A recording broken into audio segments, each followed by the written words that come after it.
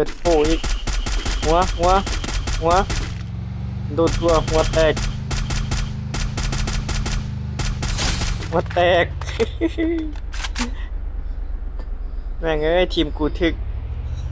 มึงยิงหัวแตกหมดทุกตัวเลย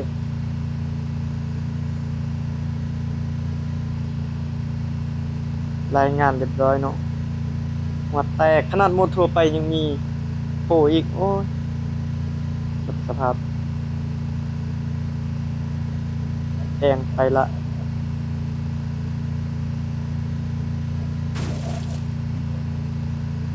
เจอคนมีตาย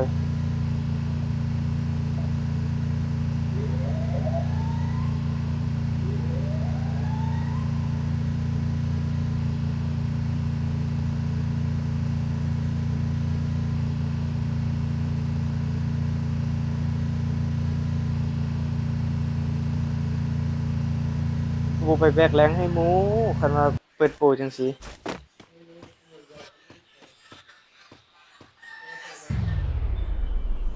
ทีมมันมีตัวใดเด้ตัวนี้เนาะตัวนี้มันได้ฆ่าทุกตัวมึงมันมีฆ่า3 ตัวยิงหัวหมดเลย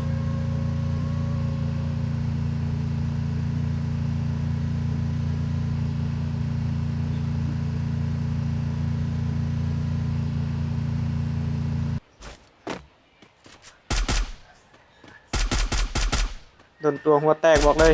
นี่นี่นี่หัวแตกบอกแล้ว ลูกซองหรือจะไปวัดกับ AK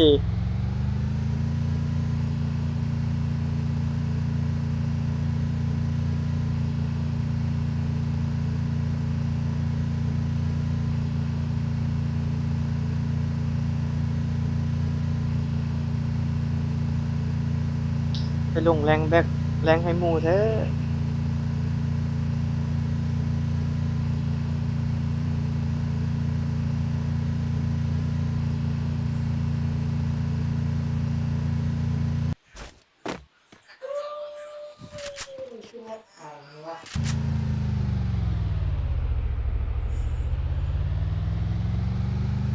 แถวนี้เนาะเฮาน็อกเมื่อกี้นี่เจอโปรล็อกหัวเฮ็ดตายเป็นเบื่อเลยแถวนี้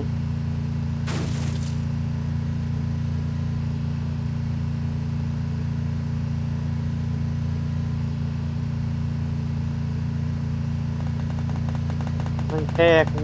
มันโดนยิงตัวหัวแตก